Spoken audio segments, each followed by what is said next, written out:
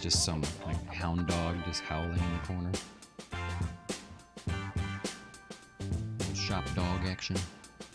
Did I tell you I love a shop dog. I was trying to do the video the other day. I had the dog here and he's like licking my leg the whole time. I'm trying to swat him away while I was doing the video. I don't know about that. You know? We need to get him like here, and then he can find his spot, you know, and just hang out. Yeah, he just lays in the corner. He's happy to be here. That's what I want. Yep. Well, he's pretty much ready for that. He can do it. Hey, welcome to the closing beat, everybody. Happy Tuesday. How we doing out there? All is good. All is good. Welcome to our show. We're financial advisors here at Jazz Wealth. The shirt always says that, so you know that's true. Hope you'll check us out at jazzwealth.com.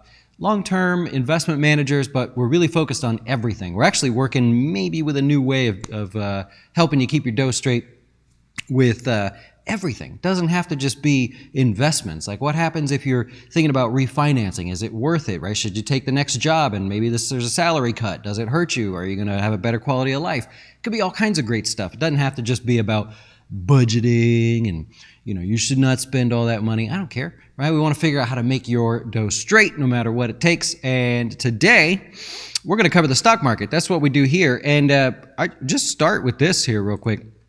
You got more arguments as to the general stability of the stock market right here. Remember yesterday we talked about that, where we went through every sector and we're like, does the stock market look stable to you? Doesn't look stable to me. Hey, Kevin. Hey, Andres. And so today was kind of leaning towards that a little bit more. We have the potential for a higher low. It's a technical pattern that traders like to look at. We're in the midst of a downtrend here. It's brand new downtrend. So it's not normal to see a higher low so early in the downtrend, but it's a possibility. You also have earnings season. I'm going to cover that here in just a second for you, give you some stats on that one. But you have earnings season, which right now investors are just kind of content to say, I'll wait. Let's just see how this plays out. It really starts to pick up next week and the week after and so on. So you have no reason for people to take extreme amounts of risks right now. However, that doesn't mean that the market is just boring and there's nothing to do. There's actually a lot to do. And I'll start with the Russell here today. That was your leader today. And it was pretty much a broad index rally if you're looking through it. You know, small cap value, growth, and index. It was just broad right across the board there. Also, you notice that the range of the day is compressing. So we've been talking about this for a few days now. The Russell is coming up on that moment in time where it needs to make a decision.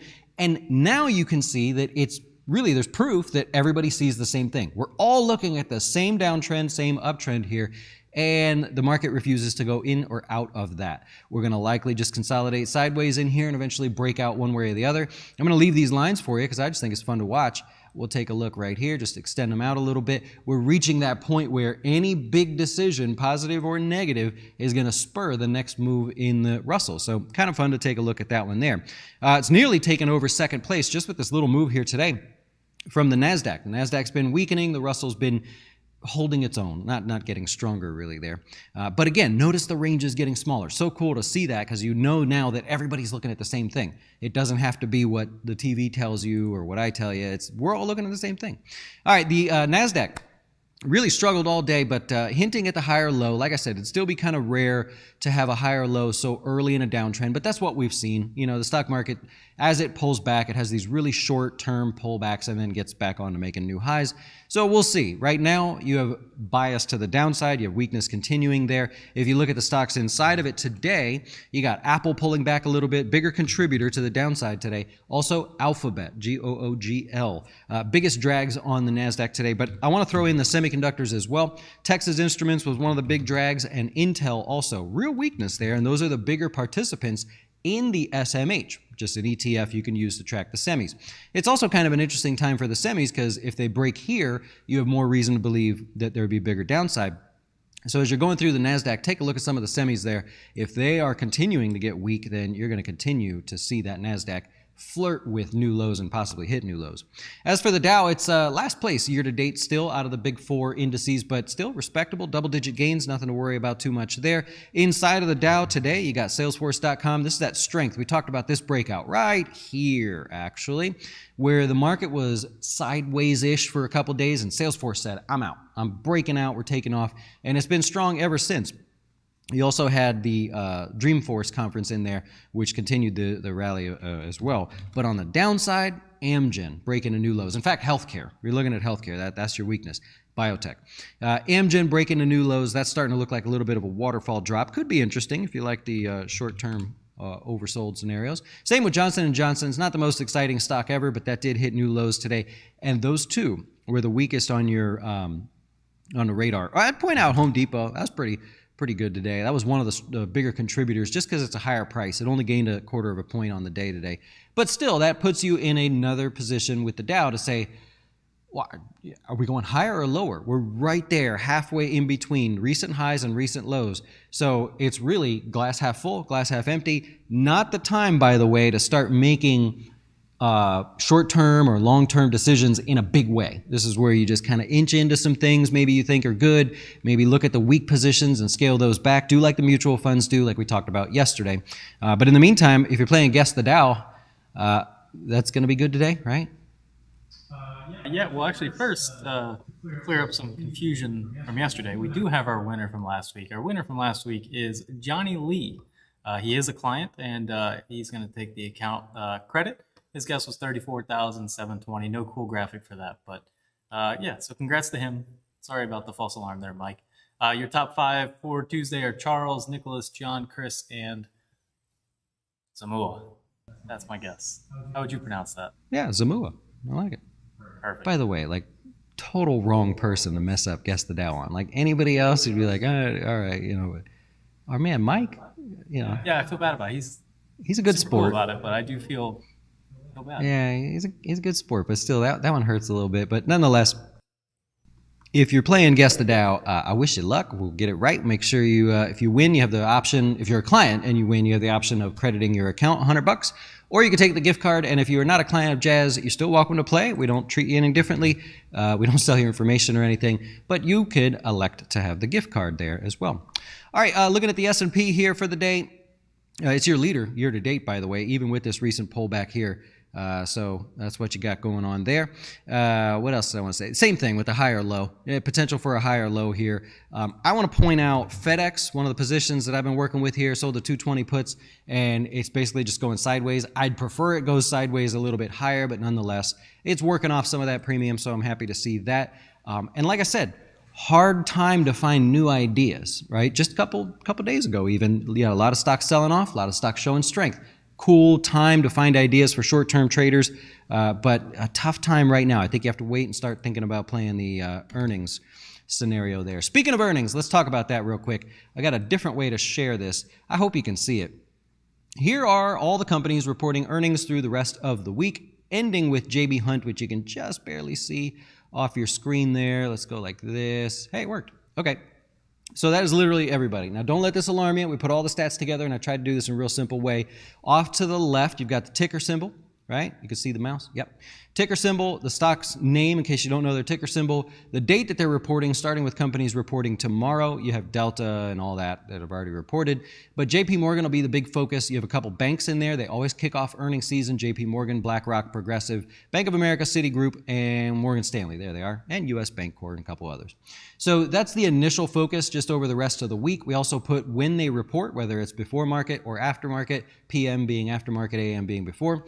Also showed you of the data that we're showing off to the right, here's how many quarters we're looking back, so you get an idea of the history that we're able to use there. Now, on this sort of these guys right here, this sort of right here, in these earnings beat, revenue beat. This is the percentage of time over these quarters that they beat on earnings. For example, we'll talk about JP Morgan because that's going to be in the headlines. 80 quarters looking back, they beat on earnings 83% of the time. 60% of the time, they beat on revenue. What does that mean for the stock performance? That's what you find off to the right. So if you want to do a screenshot or whatever and save these in case you own these stocks or whatever, now you can. Average gap, we'll just use JP Morgan as our example. The average gap is about 0.5% to the upside. So if anything happens that's different than that, it would be considered odd, right? A little bit weird. Now, throughout the day, it tends to sell off. So what this means is JP Morgan gaps up, Throughout the day, it tends to sell off a little bit, and by the end of the day, we average a small gain, and volatility is just the day's range. So not known for being one of the more volatile stocks. It's known for being more consistent and slightly positive. That's what you could gain from all of this. Now, take that information. Let's go down to a cool one here. Del Taco, man. Del Taco, not as much history down here at the bottom, but they hardly ever beat on earnings, and revenue is pretty much right there, just over half time. But it averages a large gap to the downside, tries to recover all of it, and successfully tends to do that if it does gap down throughout the day, but full day's average performance still remains negative, right? So with that in mind, big gap, big move for the day, you've got a more volatile stock. It tends to trade in a wider range. So if for some reason you happen to like trading Del Taco with one of the coolest ticker symbols ever, you have to expect a lot of action. You've got to expect that volatility. Lowest volatility, I think, was JP Morgan. No, we got Washington Federal, Truist, some of the banks in here, U.S. Bancorp, some of the lower ones. But you can see in general, banks are kind of snoozers. It's nice to see what they're doing. It's nice to see how things are going. But they're not going to be a lot of crazy action going on there. One of the banks that is kind of active. No, that wasn't it, actually. Looking at the wrong thing. But anyways, we got Domino's Pizza, some of the other non-financial names reporting. Taiwan Semiconductors, which is the biggest holding inside the SMH. That'll be one to watch there for sure. Kind of a coin flip in terms of whether they'll beat on earnings or not, but it can be a little bit volatile on earnings. You got United Healthcare, very interesting for that one. We'll be looking to see there. Walgreens, which is Walgreens Boots Alliance now. Alcoa, which is how earnings season used to start. A little history lesson there for you. And some of the other regional banks, brokerage firms, and things like that. JB Hunt is the only transport, I believe. Oh, Heartland Express is on there. But JB Hunt, one of the transport companies, also the best performing in terms of its response to earnings. So I share this with you today because as we get into next week, the list will be so large. You know how it goes. If you've been around here, you've been following with earnings, you know how it goes. It gets a little bit wild. We'll be keeping track of it and get you updated on what's going on. Sector-wise, there we go. Let's refresh here, make sure I got everything going on nice and straight. We'll see what happens. Yeah, man, wake up. If you're in the chat, wake up, man. See what he's telling you there? Real estate, one of the better performers, the best performing area of the markets here today. That's in response to a slight break in the rates rising. Interest rates took a little bit of a break, fell today after being oversold to the downside. That's a good sign there. It's also a good sign for my Crown Castle. They sold the 170 puts, same thing as FedEx. It's sitting right there at the money, bouncing around, looking for a bounce here to hopefully start making some money on those Crown Castle puts. But real estate getting a little bounce, and in general, you're seeing a lot of real estate stocks, REITs getting their bounce today thanks to, rates taking a little bit of a break. Also, utilities, I point that out. Utilities came in third place here today. Small bounce, and that is very sensitive to interest rates. I want to point out Con Edison. If you're looking inside of utilities, it is like the most boring sector ever. I don't know many traders that look at this sector, but there's a lot of action here, so maybe something to check out. Also, a lot of opportunity for pullbacks if you're looking to add stuff to a portfolio. Con Edison was kind of interesting today because yesterday had a large gap up. It sold all the way off, turned negative for the day, and today it almost erased all of that. So 2 wide range days of opposite color back to back, that's got to grab your attention. Bias to the upside on that one for sure. If we look at consumer discretionary, that came in second place here today. That was mostly Tesla. Tesla had a good day, up about almost 2% on the day. And Nike got an upgrade from Goldman Sachs. I'm not an upgrade. They gave it a buy rating there. So looking good. I want to point out Ford as well. A little more excitement in Ford. That's kind of been, for Ford, that's pretty exciting, right? I mean, that's kind of a big move for Ford. So a little bit interesting there. And I'll point out MGM. MGM gets a breakout there. Credit Suisse upgraded them, said the stock market is not giving them enough credit for everything they've done lately. And Credit Suisse, I happen to think they're right on that one, but that stock hitting highs as well. So that helps the consumer discretionary space. XLY is the ticker symbol if you like looking at the sector-based ETFs. Communication services, falling apart here. Lately falling apart. And I'll tell you, you've got AT&T. Look at AT&T down another 2%, very, very, very extended to the downside, and Verizon as well. Crazy sell-off. Now, yesterday we talked about Verizon and AT&T had some of the most bearish activity in the options market out of every stock that's out there, which is odd because those aren't known for being very exciting stocks there. So a lot of excitement going on in those two stocks there. But if we go over to back to communication services, you got Facebook off the 200-day, still weak on the day. I would venture to say this is getting into an area that's kind of interesting.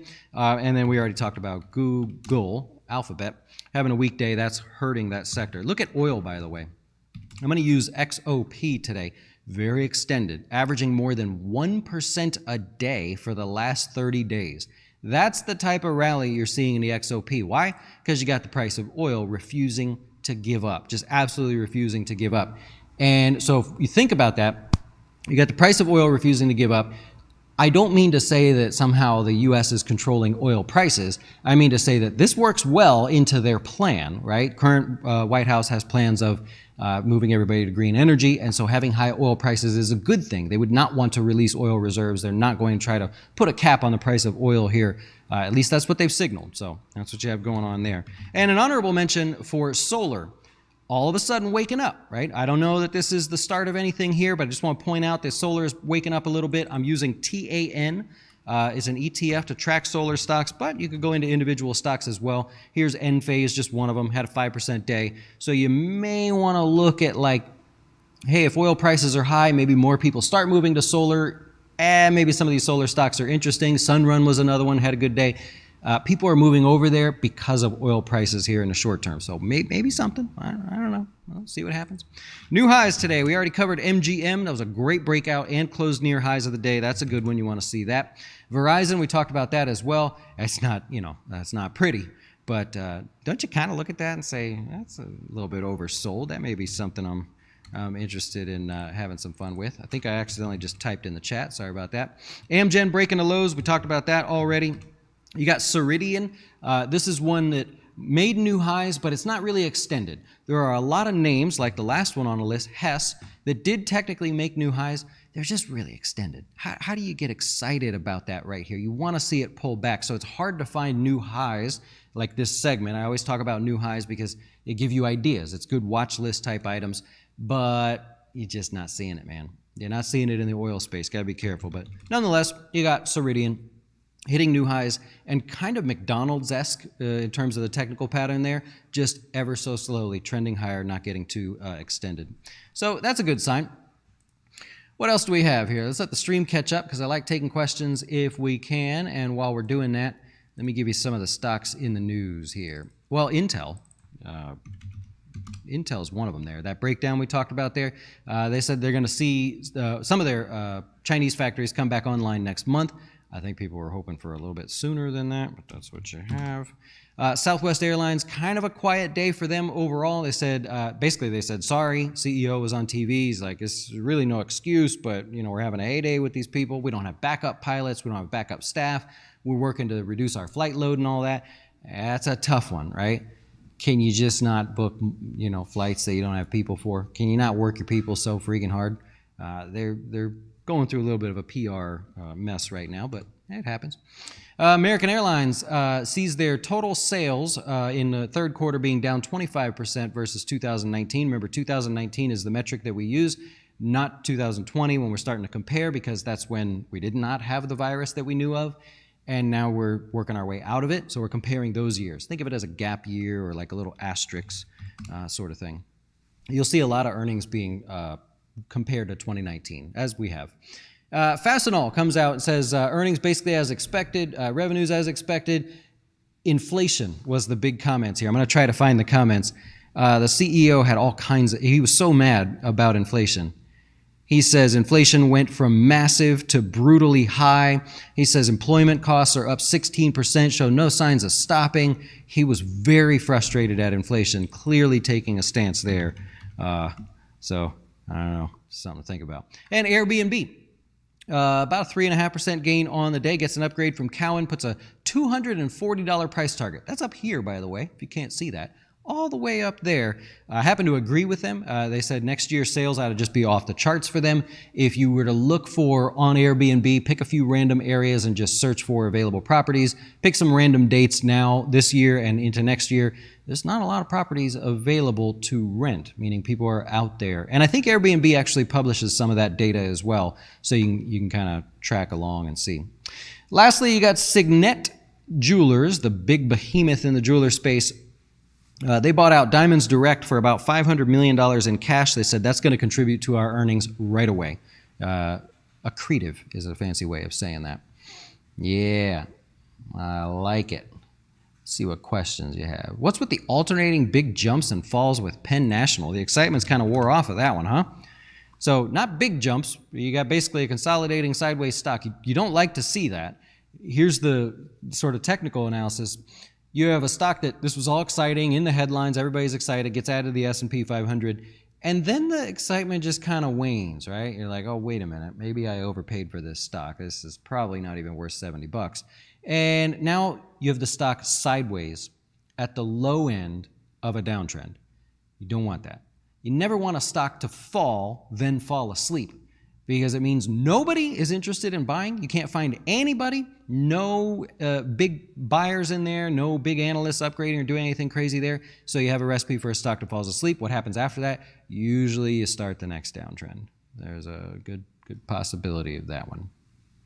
So we'll see. Somebody's here? I wonder, do we have a guest? Square, up 2% on the day. What was your question on that one? You wonder if it's just low volume, big moves. Low volume, big moves. Well, you got about average volume there. I wouldn't say it's low volume. We're going to go right along with the market, by the way. So potential for a higher low. You get a higher low in the market, you get a higher low in Square. People will run to this stock. So we'll see. I think I got a couple days left on the office. I'll probably start shopping for the desk and stuff tomorrow. Yeah. You just pick a color, man. You there? I'm frozen. I'm dead. He's frozen. Ooh, he's angry too. Look at that face. Ooh, Cody's like, that's my office, man. All right. He's frozen. Top pick for 2022? Yeah, we'll do the same thing. I think I'll do another video. I did like a whole overview for 2021 and then just kind of went through and said like that'd be my top pick. We will do the same. Interested to see how oil finishes out the year and a little bit interested to see how healthcare falls for the end of the year. So I'll give you a couple hints there. Yeah. Yep. We'll see what happens. Square's down 6% at 6% from highs. I think that's what you're saying there. Yeah. Mm-hmm. Thoughts on playing the uranium stocks? They get a lot of social attention. I see that a lot. I'm probably targeted or something. I probably because of things that I like, but I see a lot of people saying like that's the next thing. Like, oh, okay, crypto's fine, it's exciting, you should have that, but you gotta have some uranium, lithium. I don't know, are we there yet? You know, it's not looking good, William. It's not looking good, man. We'll see what happens. Oh, after hours, man. Of course, yeah. What do you at no, I don't show it higher after hours, man. I got maybe you had a bad tick in there or something, or maybe this is messed up. I got 236-ish. Let's take a second here and see what we can see, because I don't think they definitely didn't have earnings. Let's see, what do you got? No, it's just you got a bad print on your charts or something. That's all. It's still right there, about $1 lower than where it closed. Yeah. Would you sell some XLE? What are you waiting for? And I'm picking on you because I know I can. What are you waiting for? If you had some during this move here, you're averaging 1%. Well, I don't know. This is averaging 1% a day. Let's see. From the lows here to today. Yeah, you're averaging 1% a day. I mean, that's a pretty good return anywhere. You bought anywhere in here, all the way back through the beginning of the year. I think that's got to be worthwhile looking at. Yep. Be a correction. So you're giving it 1 day to 3 years. I'll take those odds. I'm with you on that one. Sometime in the next 1 day to 3 years, yeah, 10% drop. I can say the same thing. All All right, we're going to wrap it up there and get back to work. I appreciate you guys hanging out with us. We'll see you tomorrow. Do this all over again, and enjoy the rest of your day.